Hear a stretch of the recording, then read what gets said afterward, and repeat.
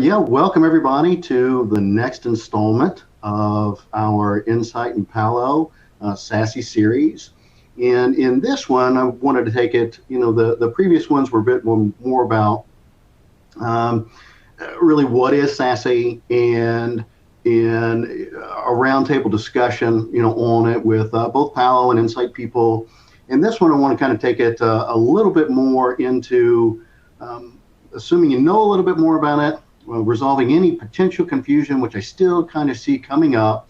We'll address some of the key terms, so you can recognize the difference when they come up, and a little into what's the next step in all this, so that you get it, you fundamentally understand, what SASE is, and then where exactly might it be most applicable to you as a customer. And then, what is the next step? So that's what we're going to kind of do today. So to start things, just a quick overview about Insight, because I often see that a lot of people, maybe they've heard about us, but sometimes they don't exactly know, for the most part, exactly what it is that we do and what our capabilities are, which isn't that uncommon nowadays. For a lot of companies. But what's most important about us is we're global. We're global in presence. We're global in reach. We've been around for, since the 80s. A lot of people may not know that. We had a number of different names throughout the years. But again, the main company has been around for over 30 years. We're about 12,000 people strong, and about half of them are actually technical. We're very, very proud of that distribution, because that is what we do, and it is extremely necessary, for our customers, and it also shows our dedication and focus to both our delivery services, as well as our partner relationships. So that's a little bit about us. What if, in terms of our Palo relationship, we're at the top tier across the board. The only thing that we don't do is we're not an authorized training center, an ATC. You can go many different places for that, including non-Palo partners that maybe only focus on training. But we basically do everything. We hold all the certifications, the highest, and many of them. In terms of our services, we're capable of delivering everything that Palo has in their portfolio. So if you're not familiar with Palo beyond firewalls and maybe some SASE, there's a lot of other technology in there. There's endpoint protection, there's security automation, there's full SOC, security center automation and enablement. There is cloud infrastructure security, and kind of the list goes on. But what's most important is these are all security solutions. Palo is a security entity, security company. That is the focus. That is the direction. They don't spend the time and spinning wheels, on doing things that don't involve the core business. But also what's most important is all of their technologies all overlap and integrate with each other. So you get the benefits, of all of them, in addition to simply vendor consolidation. So let's get into it. Clearing up a few things. So this has kind of come up a little bit, and I wanted to just address it briefly. We've talked about SASE for the most part. I think people kind of get it, but what also has come up is zero trust, and then zero trust network access, or ZT or ZTNA. So zero trust is a methodology, and it simply means don't trust. Back in the day, you would have a firewall on, a perimeter firewall. Everyone's in the office. The outside of the firewall is literally called untrusted or untrust. The inside of it is called trust. So we used to inherently trust employees simply because of where they sat. And because of that, they had a different level of access than anyone else. So there was an assumed trust for anybody that was on the internal side of most networks. And it could have been an employee, it could have been anybody that plugged into a network connection that was on the inside. So it was, this is when security was, ramping up, certainly, but you will absolutely find this still today. where there is a heightened level of trust or a higher level of trust just by being an employee. And the methodology behind zero trust is simply that: zero trust. Don't trust anything other than anything else or anyone else. And that is designed for the protection of the company, for the intellectual property, for the customers for that company and the customer's data. It's for everyone. It's to protect you certainly from bad actors, both outside and inside the companies, but it's also to protect you from, which is much, much, much more common, and that is when a user makes a mistake, or something, an administrator makes a mistake in a configuration and maybe leaves something open, whatever, but the assumption here really is zero trust, no matter who you are, no matter where you're coming from. ZTNA is an extension of that. This was a term coined by Gartner, and it is zero trust network access, and it's really more of a framework of solutions, that are zero trust enablers. And the suite of solutions that fit under that umbrella is constantly changing. So you'll have acquisitions, you'll have things that are homegrown. You'll have consolidation of technologies, into one. There's all kinds of movement happening within this space. And as things changes, new products will come up, and they'll probably fit within that because it's simply zero trust, means no trusting of. So any solution, no matter where it fits, can impact that ZTNA. The next piece is SASE, and where does that fit? So SASE also is a Gartner term, and that is basically a set of solutions. So and that's very different between manufacturers in terms of what makes that up. But SASE, what you really need to know about it is it's one of the most compelling, one of the more easier, certainly security solutions, to implement that can directly impact your zero trust. So SASE and the ZTNA, are tied at the hip, absolutely. And again, neither of those are manufacturer terms. Those are, more marketing terms and technology terms across the board for the entire market. Now, in terms of Palo specifically, Palo has a Prisma SASE solution, but it really consists of the next two on here, which is access and SD-WAN. All of those make up the Prisma family of solutions. There's another one too in there, but Prisma is not a product. It is a family of solutions that are integrated with, tied to cloud security in some capacity. So that's what Prisma means. SASE is, again, a combination of both Prisma Access and Prisma SD-WAN. Prisma Access is, where we're going to spend a little more time today, and we've kind of talked about most in the past because it has the biggest impact with zero trust. Because Prisma Access is designed to provide security, for, between office traffic and between users and their applications, many of those applications being external, to the organization. So, it's one of the foundations of a SASE solution because you're dealing with people, right? When you're zero trusting, you're typically talking about not trusting individuals. Certainly, systems are in place, but system trusting is a lot easier to do because systems have requirements and they define the security policies, and you put those security policies in place, and that's what you need, and that's all the applications and those flows should need to perform. So is it set and forget? I mean, a little bit, but it is certainly much less dynamic than your user base. And, that's who we're really talking about for Prisma Access, is protecting the users, which really consists of, traditionally, it's the highest risk traffic, yet the least protected traffic in the modern enterprise. And then part of all this also is SD-WAN. And that's simply because of, when we're talking about networks and we're talking about access, that's just part of it. They overlap. Talking about Prisma SASE solution, they integrate, they overlap. It is entirely possible, if not extremely beneficial, to be using both at the same time. That's perfectly fine. But I will absolutely tell you, if you're having a Prisma Access conversation, you may want to bring up Prisma SD-WAN, and the opposite of that also. If you're looking at SD-WAN, you want to probably look at Access also, because there are replacement opportunities certainly, but there are absolutely enhancement opportunities there.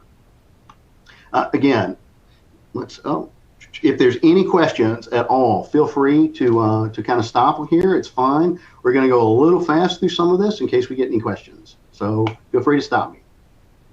So some of the most common customer use cases. So, and these are also part of the SASE solution, and specifically, at least most of this is Prisma Access. But these are the components that make it up. But because of that, they're also some of the main drivers for the reasons that customers are looking, at SASE and Prisma Access. So Secure Web Gateway, an SWG. What is that? So that is, it's typically older technology, but it's absolutely in use today. And that is where you have a proxy web server. And when systems and or people want to go out to the internet, their connections, typically it's only HTTP, HTTPS, but those connections will instead of going straight, they'll go to this proxy server first. And then the connection effectively terminates. So it goes from there to the proxy, and then the proxy then makes the call out to the internet. So you've got this broker that's handling the transaction that sits in the middle, that's able to do security policy enforcement, as well in addition to scanning of that traffic. So a secure web gateway, that is something that is now offered via Prisma Access, and it's designed twofold. It's designed to allow people that do have a proxy environment and they haven't gone to an inline type solution, but when they have this proxy solution, the easiest way to migrate from that to something else is to go to another proxy solution, which is Secure Web Gateway, an SWG. And so you can basically flip that super easy with a config file that gets rolled out to the devices and or users. So it's extremely easy to migrate to it, and that's one of the reasons that it exists. But it also exists for flexibility. It depends on the environment, but there may be a particular reason the customers want that. Some of the downsides of the Secure Web Gateway is the fact that it's not dealing with all traffic. It's only dealing with web traffic. And there's a lot of other traffic that could go on. And so that's kind of one of the other sides of an SWG solution, but with Prisma Access, again, you can adopt it as an SWG and then migrate it, very easily, into a full solution that's looking at, all of the traffic that's going to the internet and not just a component of it. Firewall as a service. So this is innate to SASE, and that is where the firewall itself, and this goes back to effectively when we're dealing with servers and their virtualization path, which has been from physical server to virtual server to cloud infrastructure. So what happened with all of that, and everybody knows about that, you're all doing that in some capacity, you absolutely are. So that, and those benefits are now being realized in security. And so the hardware, the security hardware appliances, firewalls, are now being virtualized. And in addition, now that's now going to the cloud. And by doing that, they get all those other cloud benefits that the servers have been getting for years now. And it's primarily around resiliency, elasticity, capacity, all of that you can't get very easily with build your own, right? So by throwing it into the cloud, it does absolutely change the consumption model, but it also allows you to offload ownership of the devices and the technology, and you can focus on operationalizing the solution. So instead of dealing with ownership of it, in addition to running it, operating it, you're able to offload that piece to the service provider, in this instance, Palo, and they'll handle all the infrastructure piece, and you focus strictly on your security policies, your traffic flows, responding to incidences, all of that. You're now dealing with it as a service instead of as a solution that is, potentially, if not partially, on-prem. And so that is where things are going. And I would tell you now, if you're looking at rolling out additional firewalls at branch sites, hold off on that and have more conversations. Do you want to go down the traditional route, or maybe would you consider taking those and pushing those out a little further on your edge and making it actually a cloud service? And then you can get all the additional benefits. And some of those we've gone into, but again, capacity is huge, and capacity for these solutions. When you talk about users, there's putting the security in place is great, and it's absolutely necessary. But if the user's experience is not good, then it becomes a significant problem, because what you've done is you've implemented this 24/7, 365. And if the performance isn't there, then the whole solution suffers, and then support has to deal with it, and there's all kinds of issues. So, anyway, big deal. Think about moving to the cloud. One other thing on the performance is, and this gets overlooked very often, and that's SSL decryption. So currently, right now, most enterprise networks are dealing with between 40 and 80% of encrypted traffic. When that traffic is encrypted, the security appliances cannot investigate and analyze the traffic that's traversing it.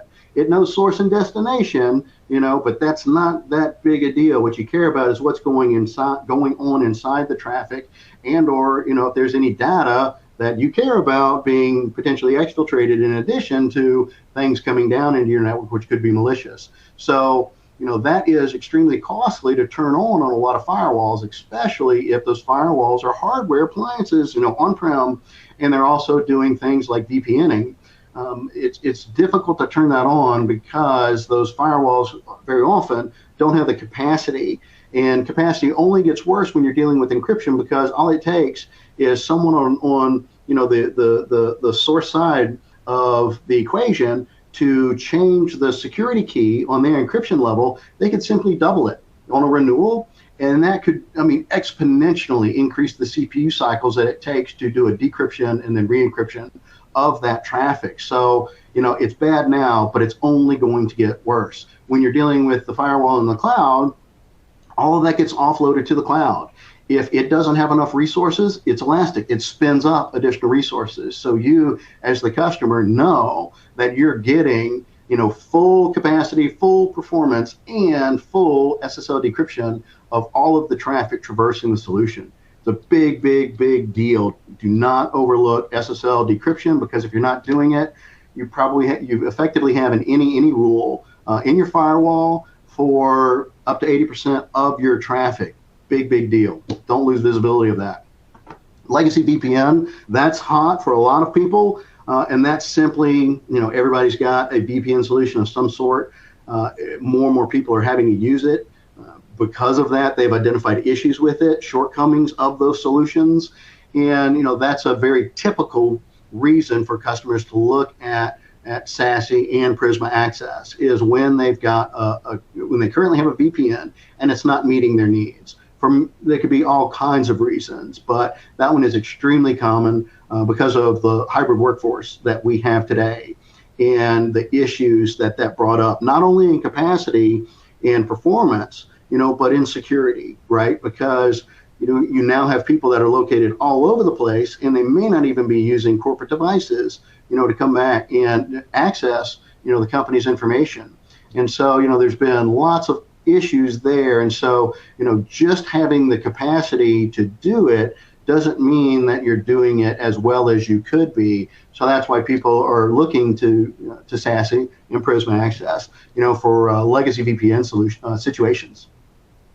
The other is CASB and SaaS. So, SaaS are these, are web or applications that are hosted on the web. They're services, and an example is like Workday, SAP, Office 365, Google, Drive, Docs, all of that.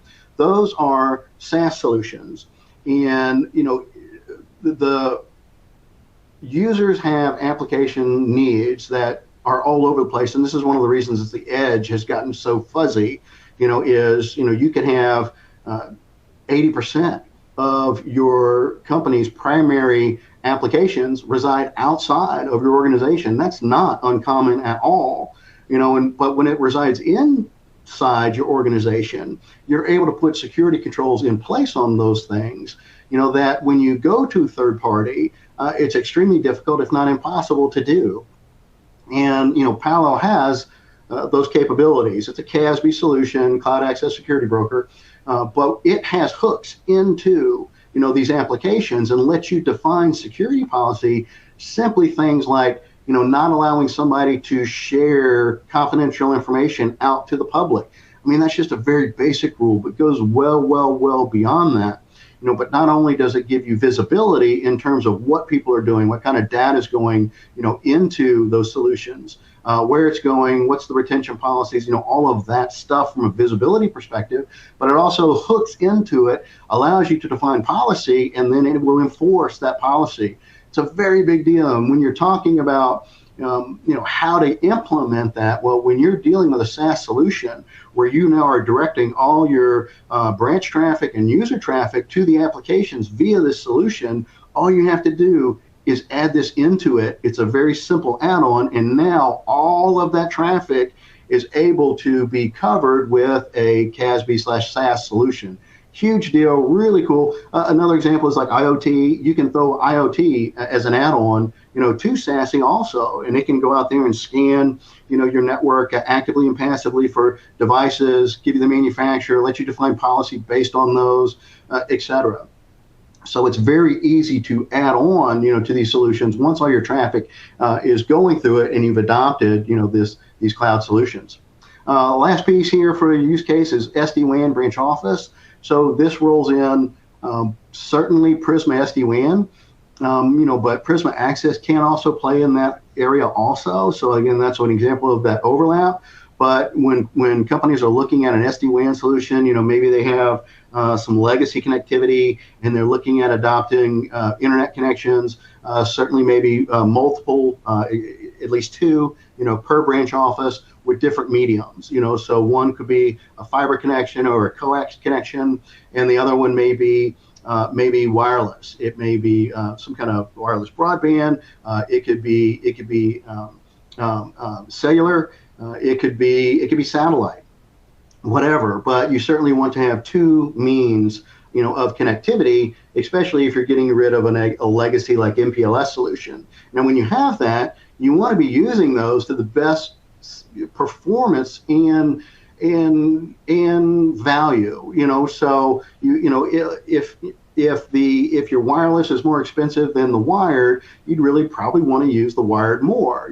But in the event that there's a performance issue with a particular application, on your wired connection, instead of having degradation of service for your users, the whole reason for a backup is not only for a failure, but when you need to fix a problem. And the problems now, because of the capabilities of SD-WAN solutions, they can spot a problem with a single application, take that and have that one application traverse another means that may have an improved performance to it. So you could do something like voice could automatically switch over, to a cellular connection, because at that time, it's experiencing a better performance of this route than it is the other route. And when it clears up over here, it can switch it back automatically. So really cool. Not only does it do the least cost route, the best performing route, but it will also go into individual packets per application and make decisions based upon those. So really slick where this stuff is going, and it's allowed branches to achieve a level of performance that they haven't experienced before, but more importantly, a level of resilience. So they go down much less often now. And again, they're able to use both of those circuits now, when traditionally they were probably only able to do simply, on or up down. So when one circuit went down, then the other circuit would go up. And while that's good, it's not intelligent. It's not very intelligent, and it's absolutely not making use of both of those solutions, which you're paying for every month. Okay, enough on that. So this is a little bit about a buyer's guide, and I wanted to throw this out here just to help people understand, very simply, this is short, right? We're talking about a small little prezo here, but this is just to get you thinking. And by buyer's guide, what I want to do is come up with some questions that you should be thinking about. And certainly some of this has to do with Palo because they've been in this longer than anyone else. And that's what comes to the first question of how mature is the solution. So there are a lot of players that have hopped into SASE. And not to disparage them in any way, but you've got some that certainly haven't been around very long at all. And just rolling out a solution that provides connectivity is one thing, but doing it and also providing security is a very different thing. You want a solution that's going to do both, and it's best of breed. So the maturity of the solution is extremely important. You don't want to be looking at something that's maybe only been around a year or two and hoping that, if you do adopt this, that you don't run into any issues. And if you do, where you sold something misleadingly, or how long is it going to take them, to resolve any bugs or issues that come up. The more mature the solution, the less issues you have, the more other customers that have already benefited from it and their issues and their, more importantly, resolutions to those have already been addressed. So the likelihood of you coming up with problems with a mature solution is greatly, greatly reduced.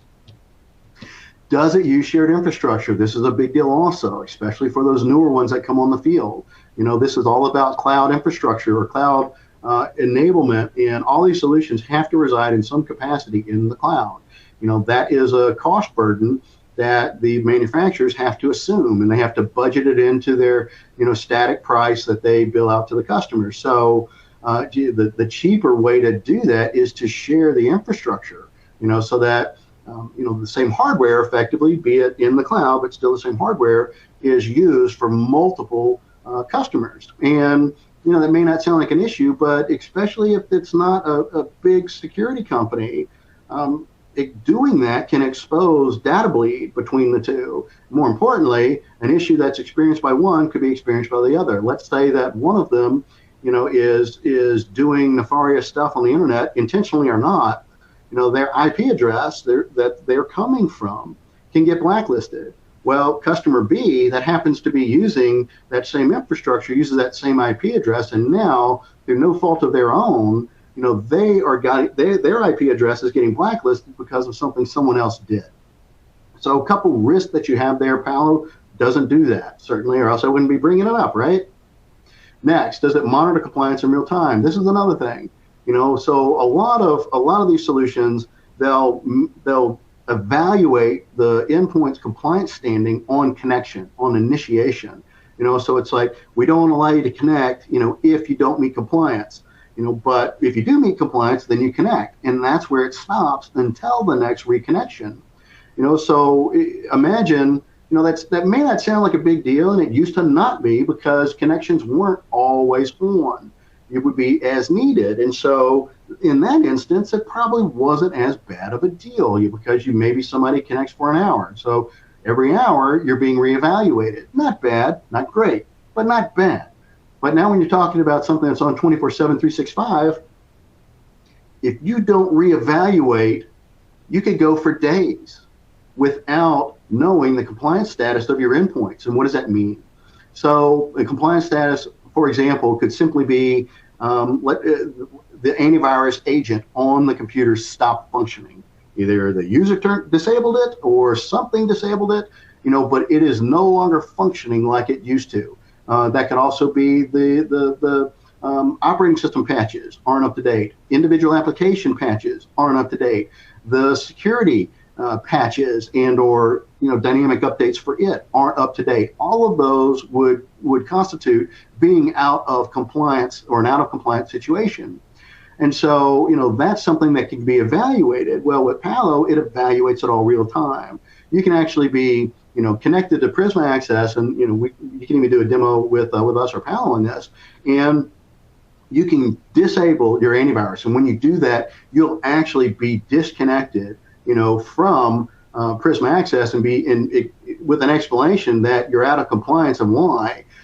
But you are disconnected, and until you resolve your compliance issue, you're not going to be allowed full access back into the network.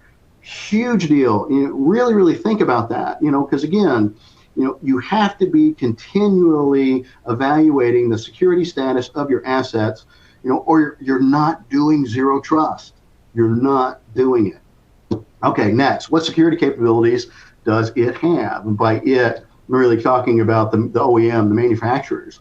So, certainly, you'd like somebody that's not that doesn't have just a one-trick pony, that they're doing other things, because that gives you the opportunity to do some vendor consolidation, some functional overlaps in best-of-breed solutions, etc. So also be looking at what else do they do and how else might that benefit you today, certainly, but maybe in 12, 24, 36 months, because again, everybody's dealing with issues that are on the top of their list.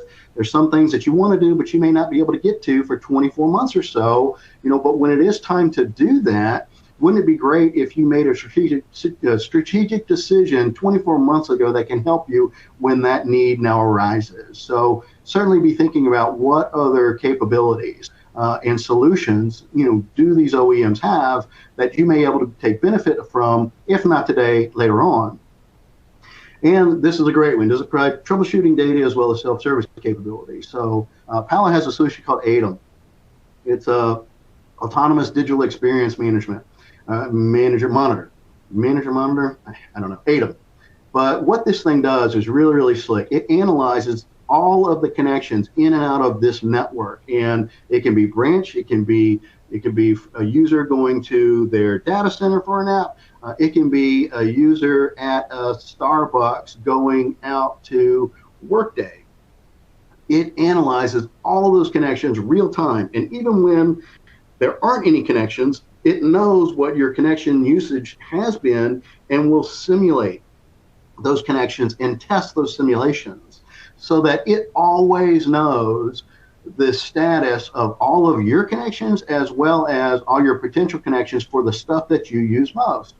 What's the big deal there? Well, again, what you're talking about is a 24/7, 24 by 7 by 365 solution. And from the user's perspective, they don't care about security. Maybe they do, wish that they did more. But that's not really what they care about their job. They care about doing what they need to do, and that is using the computer and getting at the data and the applications, that they need. And so they're less concerned with those other capabilities. But from what ADEM does is it gives your support environment the ability to look at all of those network connections, and if there are any issues, it can tell them about it, so that if an issue, if something gets reported, they can now respond intelligently and not start engaging, all kinds of other people. Like, if somebody has a problem with Workday, well, is it a Workday issue? Is it a firewall issue somewhere? Is it a network issue on the user side? Is it a computer issue on the user side? There's so many different points of where there could be a situation, and some of it is completely outside the control of support. So having that visibility is huge. But where it gets really cool is the self-service capabilities. ADEM now has the ability to provide feedback to the end user whenever it detects an issue. And those issues can be all over the place. But one of my favorite ones is I don't know the exact nomenclature, but it basically is saying that your Wi-Fi signal is degraded. Consider moving closer to the access point. So it could tell the difference between, like, maybe you were working in your living room and you had, which is close to your access point, and it noticed, okay, that's a good connection. And then maybe you went over to your home office or the garage, who knows, whatever, but you relocated. And now you've got a weaker signal. And because of that, you have a poorer performance. It can detect that and actually tell the user, perhaps you should go and sit closer to your access point. Imagine how huge that is, when your support in something like that was able to be pushed up to the user, and they could simply go fix it themselves without experiencing a performance problem, without getting irritated and angry, and not having to open up a ticket with support, which in this instance, how on earth without this tool would support have even been able to do anything about it? Their first guess could have been looking at the application instead of the user. Who knows? but many other different things are able to be fed to that self-service capability. Things like the amount of RAM that the computer is using. So it'll tell you to maybe close down some applications, or it'll tell you that the previous access point that you were at, was better than the one that you're at now. Consider relocating. So it could tell you that your problem is with your ISP. So you need to actually contact your home internet provider, and stop there. So it puts power back into the hands of the users, gives them assurance, when the issue is not them, so when they do open up a ticket, it's possibly something real. And more importantly, is support can now respond with meaningful information. It could be that, look, we see an intermittent issue, let's give it 30 minutes or so and see how it resolves, because maybe they're not able to do anything about it, but they at least can prove that there is a problem and communicate that down to the user. Enormous in terms of having a properly operating security solution. Again, you want it to operate as well as possible and not be something that your users are frustrated with, because frustration will kill adoption and support. Let's see, I have a couple others. Well, I've already mentioned the vendor consolidation, so I'm not going to go into that anymore. No more questions? Good. Okay, next. So this kind of gets back to the original topic, of this. Obviously, I wanted to cover some other things first. But how do you actually evaluate SASE? So when if you're at that next stage, you have a couple of options. So the first is a UTD, and this is actually pretty unique. It's interesting.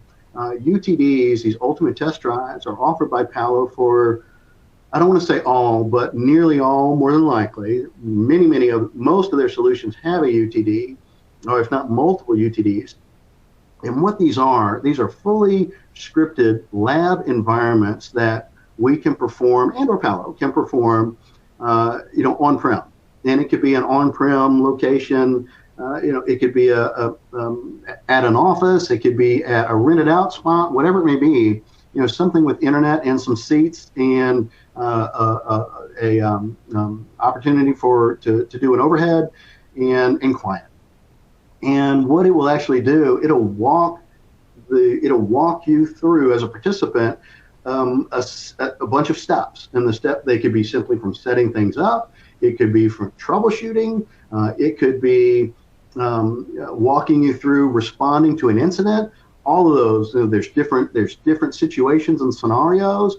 But what it does is it gives you the ability to come in, without any preparation, sit down and get your hands on the solution and be able to touch it, operate it, and more importantly, you're sitting face to face with other experts in this that can answer any and all of your questions regarding it. So really, really cool thing to do. Know about it and just know that it exists for nearly all of Palo's solutions. So again, we're talking about SASE. Love to see some SASE UTDs. Insight is actually, we're going to be doing some across the country. Reach out to us if you'd like some more info on that. But that's the Ultimate Test Drive. It's specific to Palo, and it's a really, really cool program that lets you get hands-on really easily, and hopefully will kind of take you to that next level in your SASE endeavors. The next is what most people are used to, certainly, and that's the evals and the POV, POC. So the easiest way to evaluate, say, Prisma access is for remote users, and the remote users for like an internet only. Super easy to do. Tenant gets stood up by Palo. We throw in some users. We deal with how they're going to authenticate, and it effectively and then there's an agent on the user's workstation. But that agent, it has a simple configuration, which is a host name, and the host name refers to the cloud location, the URL of the tenant, and they literally just connect to that, authenticate if necessary. It all depends on how it's set up, and then they go out to the internet. That's all it takes to start seeing, how does a Prisma SASE or Prisma Access how does it work? It's that easy to do. So, and you can extend it. You can do other things. There's service connections, that can come back into data centers. So, as you can go out to the internet or out to SaaS applications, you can come into a branch location for a web app or a file server, whatever you may want to do. But the scope of that can be certainly custom. But just know that the easiest one to do, if you're in the market for actual SASE for your users, it's a pretty easy thing to evaluate and do a POC on. Okay, let's see. Real quick, implementation. So, what does an implementation look like? Well, the most important thing to understand about the SASE solution is that it cannot be purchased without services. So the last thing Palo wants to see is one of these, get sold and have an issue with the implementation, which causes, at the end of the day, it could potentially cause the solution, to fail or be seen as a failure, because it wasn't properly implemented. And while a lot of this may seem easy, some of it is. What I described from a POC perspective certainly is pretty easy. But it can be complicated by many, many things. And a lot of that has to do with routing.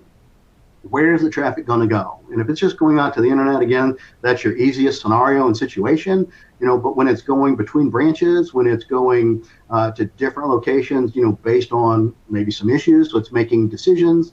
When it's going, into these offices for, say, file server access, there's a lot of issues with routing, with the network name, with the IP networks. How are they? What is the IP connotation? But how are ensuring that all of those things can be routed to properly. There's no overlap in IP usage. There's a lot of things that kind of go to BGP, yes, no, all of it. So in terms of preparation for these, what is huge is your network configuration, and most importantly, how do you want your traffic to flow, inside of this? Knowing as much about that as possible will save you a tremendous amount of time. The last thing you want to find out about is, oh wait, no, we needed traffic to come into some of our data centers. Once the solution is 80% implemented, that's a big deal. So network diagrams, huge, certainly, but more importantly, start planning out what it is, the traffic, how does it need to flow? What do users and systems that are doing part of this solution, where do they need to go? And if it's into the network, if it's across the network, or if it's out of the network, all of that is extremely important. The more data you can provide for that will ensure that you're up and running as quickly as possible with less issues. So, expectations, I threw that on there in case we had any questions. What can you expect? Again, it's more about what is it exactly that you're looking for in terms of a solution. What are your needs? Coming to the table with, all of your requirements for those needs. So if it's additional network access between branches, like I described, making sure that you're coming with all of that intelligence in coming, so that we can, again, there's two ways that professional services can work. So, Palo has their quick start services, which will get you up and running. We can do those certainly also, we being Insight, but we also can do custom sales, which can take things and go well beyond, what it is that a quick start can do for you. So we can customize it, we can expand it, we can make it part of another project, whatever that need may be. The other part of the expectations is understanding the way that the users are going to be authenticating to the system. So there's a lot of different ways that can be done. There are you can do security certificates, which is something that you have and something that you push out to devices. That can be a part of the authentication process. One-time passwords, like when you pop in your user ID password and you get a code texted to you, or via an authentication app, it's popped up on an app. That's a one-time password. That could be part of it. Whatever your needs are, come to the table with those outlined. And if you don't know, hey, that's fine. But make sure and ask us about it. Say, look, I want it to be 24/7, 365, but I don't want it to be so in your face, to the users that they're like prompted hourly. Well, that's an option. We can do all that. You can also say, but yeah, I want more than just a certificate, or if I do certificates, I want to make sure my certificates can't be exported and imported into another device. So now maybe I'm able to get a VPN or a connection into Prisma Access from something I didn't necessarily authorize. A lot of different things can be inside the scope, but again, just know that the better prepared you are in terms of what you think your needs are and communicating those will help us get to, from an insight perspective, a custom SAL, which can take you extremely far in this process. Obviously, Prisma Access, a quick start being the easiest way, to get you up and going. But we really like to see you take that a little bit further, in maybe even addressing some other issues with your security program at the same time, because we can do those things via a custom SAL. So that's the gist of it. I think we're done in not bad, 45 minutes. Okay, went a little longer than I was expecting, but absolutely feel free to reach out to us. Again, my name's JJ Safer. You can reach out directly to me if you want to, jj.safer@insight.com. You can scan this with your phone and get a link. You can visit us at insight.com and the contact us. You can go there. You can even go to the Palo partner locator on their site and find Insight there. So please come see us. Let us help you out with all your SASE endeavors with your zero trust. We're happy to help you. We can help you anytime you need. So again, thank you so much and have a wonderful day.